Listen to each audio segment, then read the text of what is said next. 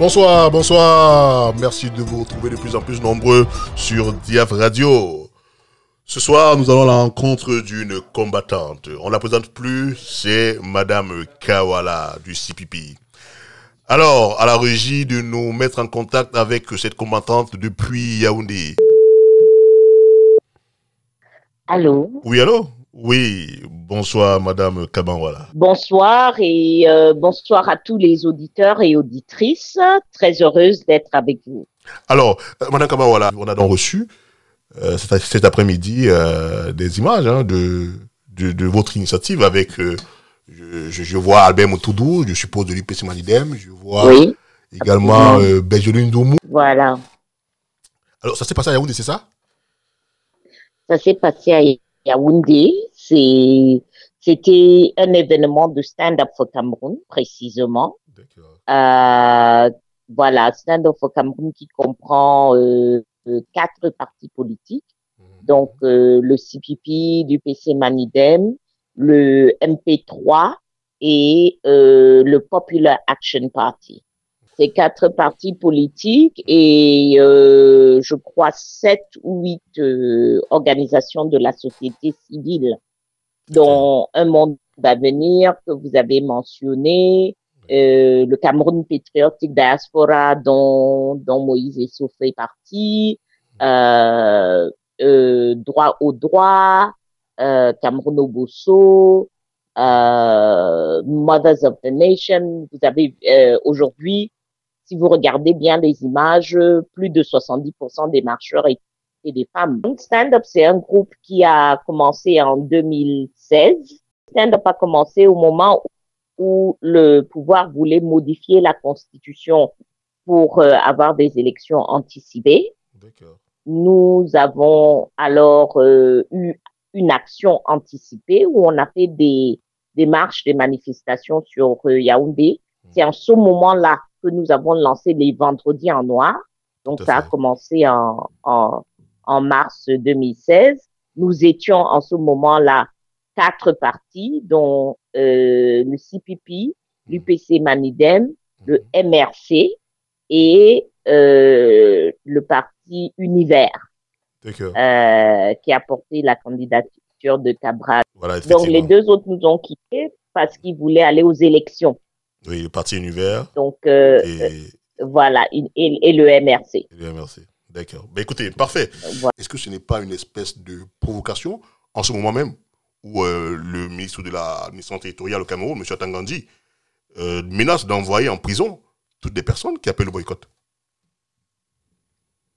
Absolument pas. Il n'est pas. Nous n'allons pas être responsables si le ministre de l'administration territoriale se trompe complètement dans ses fonctions. Selon la loi camerounaise, nous sommes en période de campagne.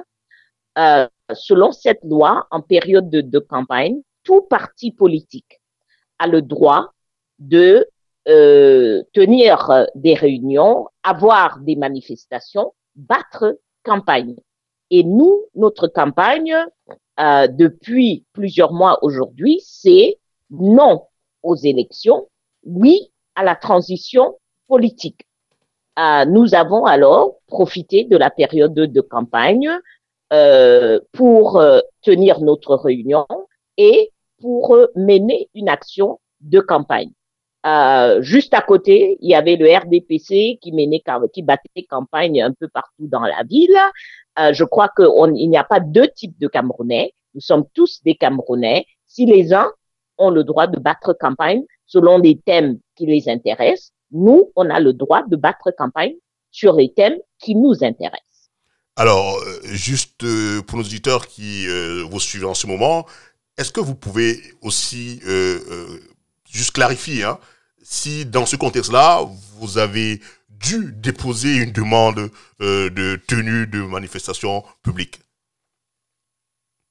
Encore une fois, nous sommes en plein dans la période de campagne et selon la loi camerounaise, pendant la campagne, on ne déclare pas de manifestation, on ne déclare pas de réunion, on est un parti politique, on tient tout simplement sa réunion, on tient tout simplement sa manifestation, on bat campagne. D'accord.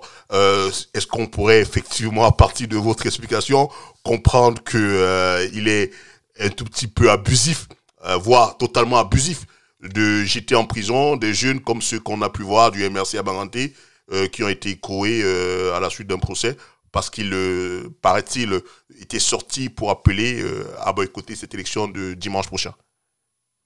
Absolument, c'est un abus total. C'est illégal. C'est illégal. J'espère que les avocats, les juges qui sont concernés par ce procès vont faire leur travail.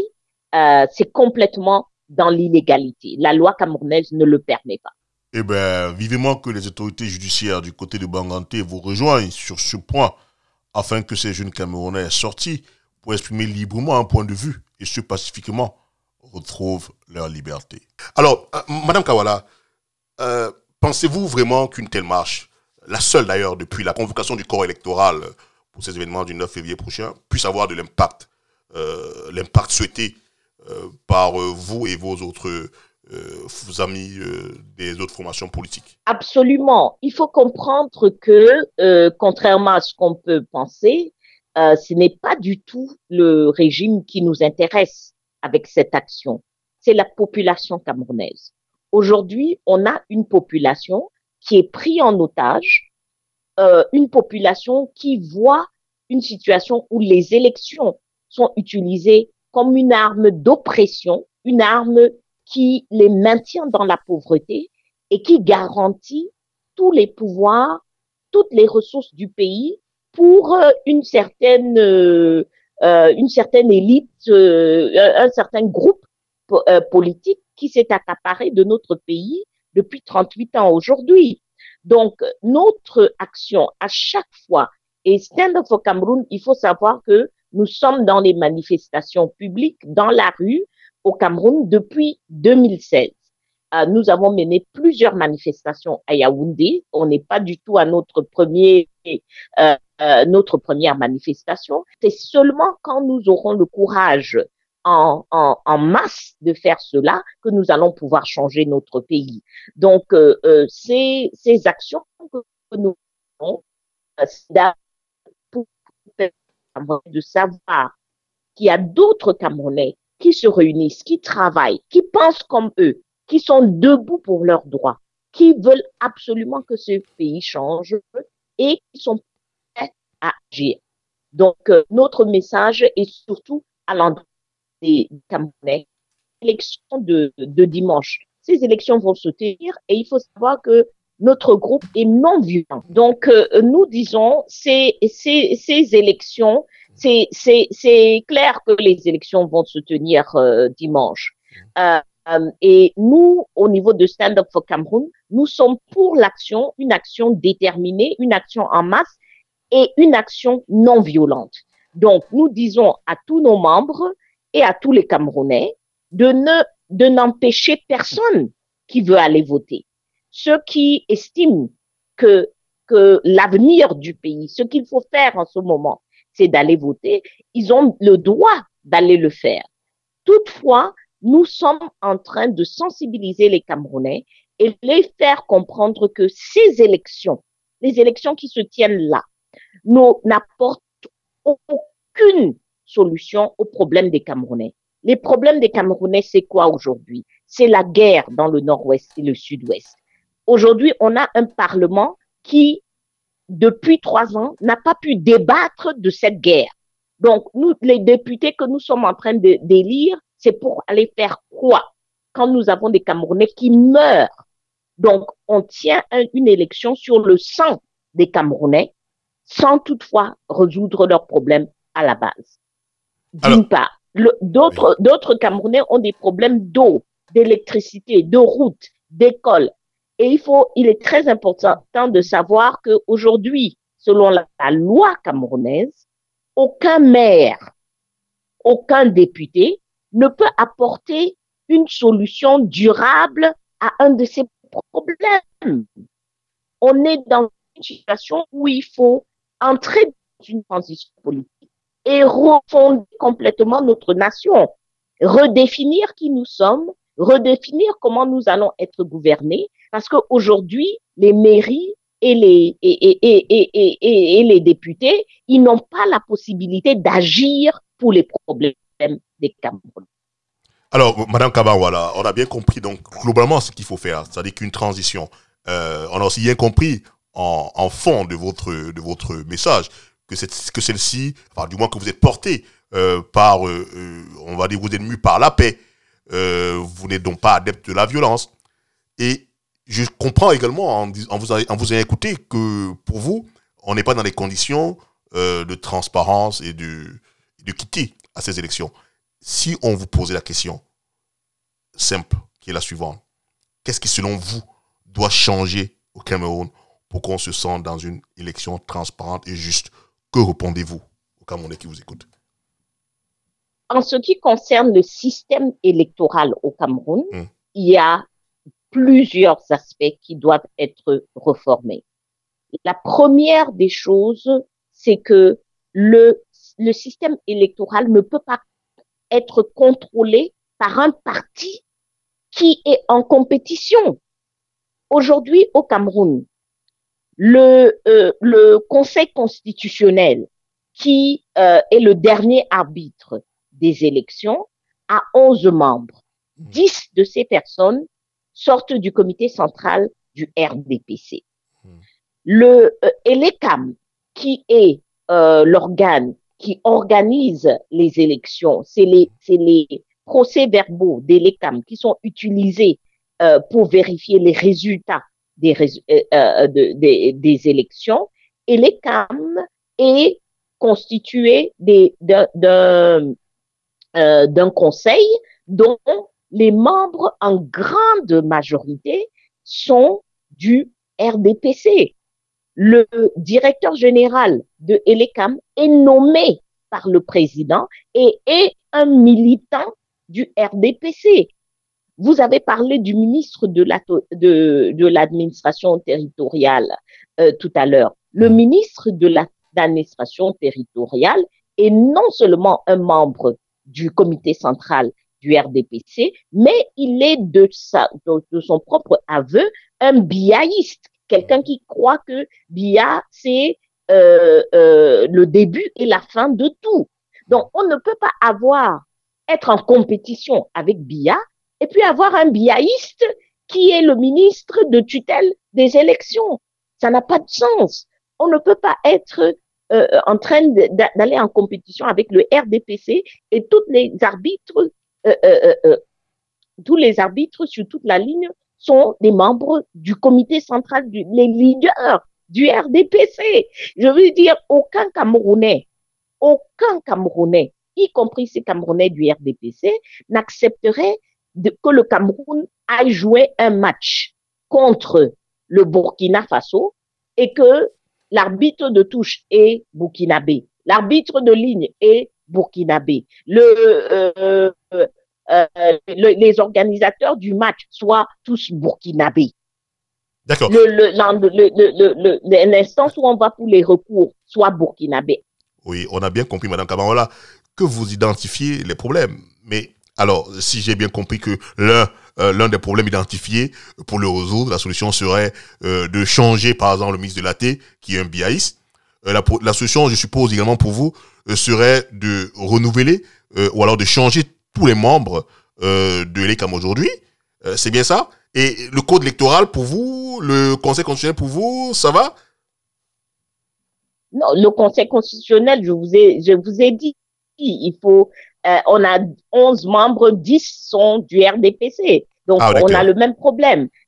Maintenant, si on veut parler du code électoral, le code électoral qui a des problèmes, c'est que les partis politiques de l'opposition ont depuis aujourd'hui.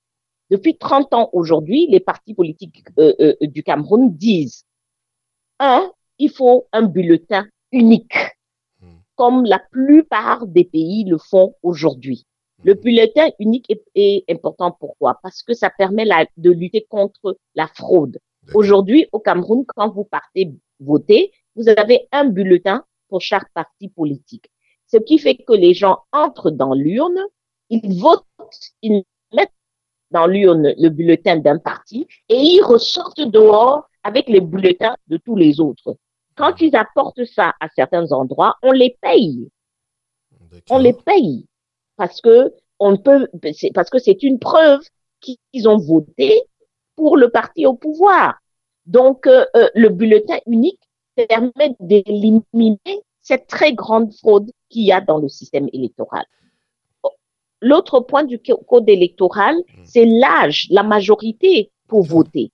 Aujourd'hui, notre population, 70% de la population a moins de 30 ans. Ça veut dire que la jeunesse n'est pas l'avenir du Cameroun, la jeunesse est le Cameroun. C'est à eux qu'appartient ce pays. Donc, on a aujourd'hui des jeunes de 18 ans qui sont en guerre dans le nord-ouest et le sud-ouest. Le président les a envoyés tuer leurs frères et se faire tuer dans le nord-ouest et le sud-ouest. Mais ces jeunes de 18 ans n'ont pas voté pour ce président. Parce que on peut, à 18 ans, on peut être recruté dans l'armée camerounaise, mais on ne peut pas voter. On ne peut voter que à 21 ans. Et nous réclamons depuis des années que on doit ramener la majorité à 18 ans, vu la jeunesse du pays et vu le fait que la majorité permet à quelqu'un qui a 18 ans d'aller en guerre pour le pays. À 18 ans, s'il commet un acte criminel, il va aller en prison en tant qu'adulte. Donc, pourquoi est-ce qu'on ne permettrait pas à ce jeune de 18 ans de voter? Alors, toujours dans le code, dans le système électoral, et une biométrie réelle. Aujourd'hui, nous avons une biométrie incompréhensible au Cameroun, où quand on prend les éléments biométriques pour faire votre carte électorale, mais c'est pas avec ces éléments-là qu'on vous identifie le jour du vote. Vous avez une carte qui a été établie avec les éléments biométriques, mais le jour du vote, on vous identifie seulement avec la carte et ce qui permet encore de la fraude. Donc, il y a plusieurs éléments dans le code électoral que nous revendiquons depuis des années, je dis bien depuis 30 ans. L'opposition camerounaise, la société civile camerounaise revendique toutes ces réformes pour le code électoral. D'accord. Et vous avez l'impression que du côté de Yaoundé, on est totalement sourd à vos revendications, c'est ça?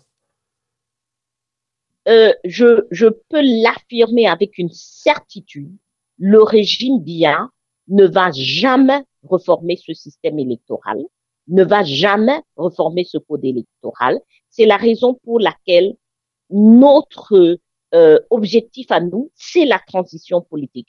C'est-à-dire, c'est la fin du régime. Le premier point de la transition politique, c'est que le régime doit partir. Le deuxième point, maintenant, c'est de nous amener dans un vrai dialogue national pour nous permettre de traiter les problèmes profonds et complexes que nous avons en tant que Camerounais. Le problème de notre passif colonial qui comprend la guerre des indépendances, qui comprend la question anglophone.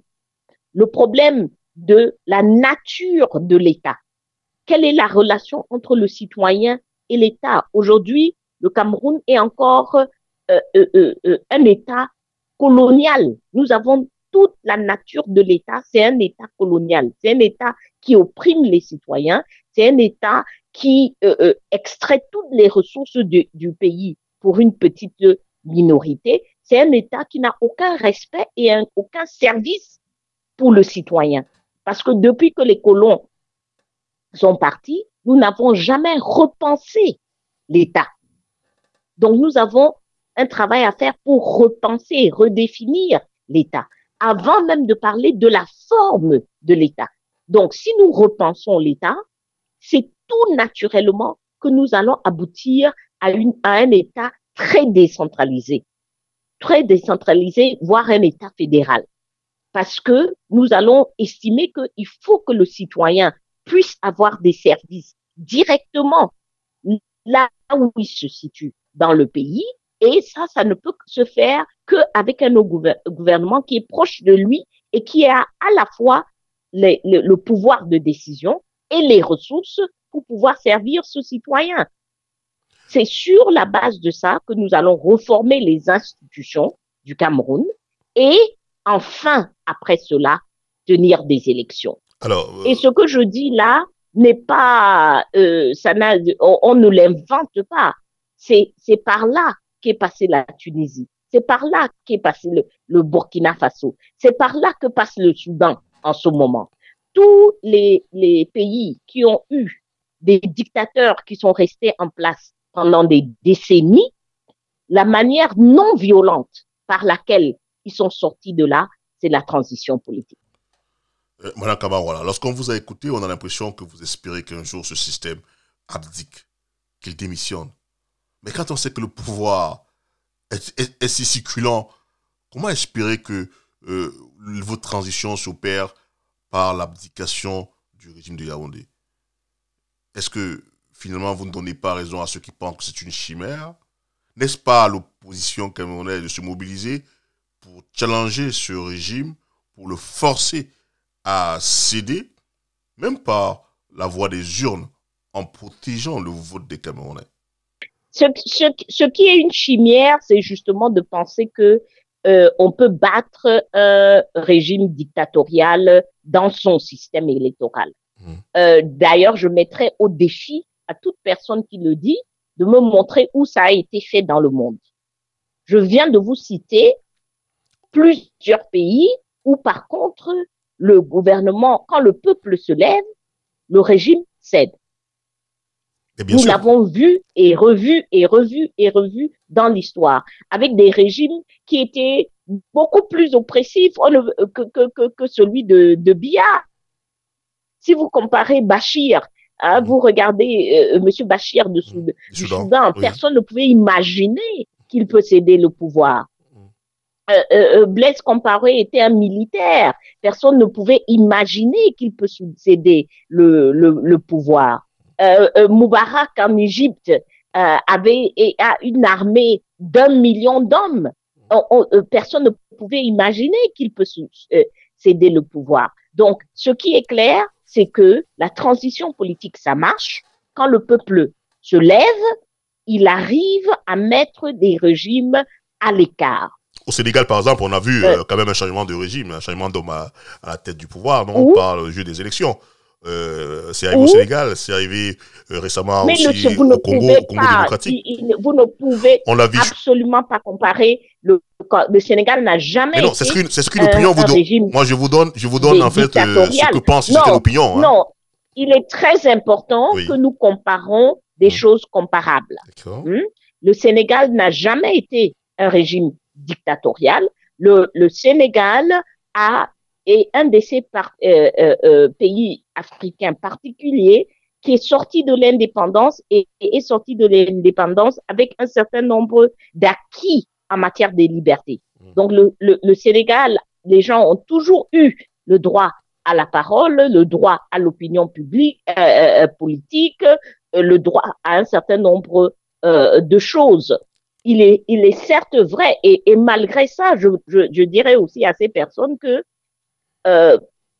les Sénégalais se sont mis dans la rue des dizaines de fois pour obtenir vraiment ce qu'ils voulaient. Donc, c'est pas comparable, et de deux, moi j'ai une très forte admiration pour les Sénégalais qui ont un sens de citoyenneté très élevé et qui se mettent dans la rue, manifestent rapidement, créent ce rapport de force avec leurs dirigeants quand ils ont besoin d'obtenir leurs droits.